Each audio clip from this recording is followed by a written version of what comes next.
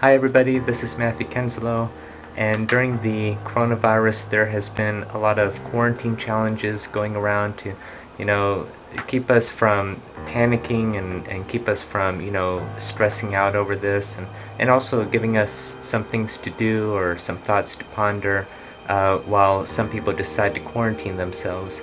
I see a lot of people go outside, and I hear about a lot of people staying inside, and for me, I've hardly been outside myself, and it could give me, a little bit of cabin fever, almost, or actually a lot. So about almost a month ago, I came up with a quarantine challenge, and I posted it on Facebook. I posted it on Twitter. Didn't really get any response. Well, I did get some responses, but now I'm posting it here on YouTube. So I invite you to share if you want to. You don't have to. But it came from a thought I had. What if somebody asked me to paint the golden rule? Now, in case you haven't heard it before, the golden rule is do unto others as you would have them do unto you, depending on the translation. That is derived from what Jesus says in Matthew 7:12 and Luke 6:31. So the quarantine challenge is titled to paint the golden rule. And here's what I would do. If I were to paint a picture which exemplifies the golden rule, it would depict that of a team of people building a house, representing the building of humanity as a world of peace. The workers come from all backgrounds of age, faith, and ethnicity. Some are tall, some are thin, some are short, some are chubby, some have physical deformities, some have autism and Down syndrome, among other conditions. Some ride wheelchairs. Every countenance shown from profile to eye is radiating with joy by their eyes and smiles. In fact, no head is turned away. No worker in the painting is working alone. Everybody is in groups of 2 or 3, helping each other out.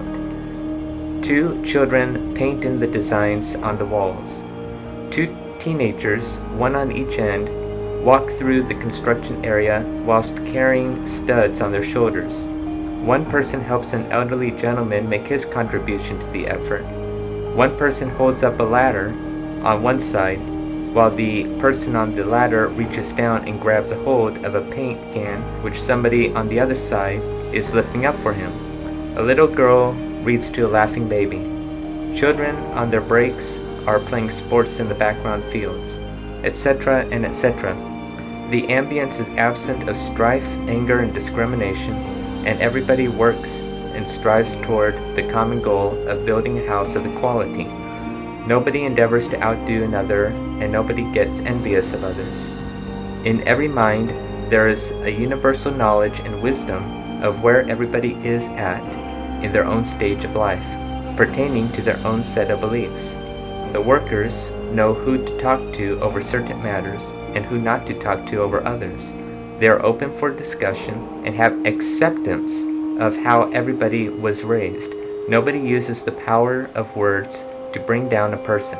Nobody neither hurts a fellow worker mentally, physically, spiritually, or socially, nor rejects anybody else who comes by to join the effort. In this painting, a sense of belonging and progress persists. The golden rule abounds. So the purpose of this is to, give us some thoughts to ponder. I mean, painting the golden rule doesn't actually have to be a painting. I painted it through words with, a gift of putting things to words, articulating things, and other people could use their gifts to contribute to this masterpiece. The idea is for, everybody to paint the golden rule through what they perceive as the golden rule. They could actually physically draw it, sketch it out, paint it. It's really up to you, and the interpretation is really up to you. How do you see the world living through the golden rule? If everybody lived by the golden rule, how would it look to you? And that's the important thing, is how would it look to you, not what I've written down. I mean, this is how I describe it, but it may not be how everybody describes it. So please share if you think it's worthy, and have a nice day.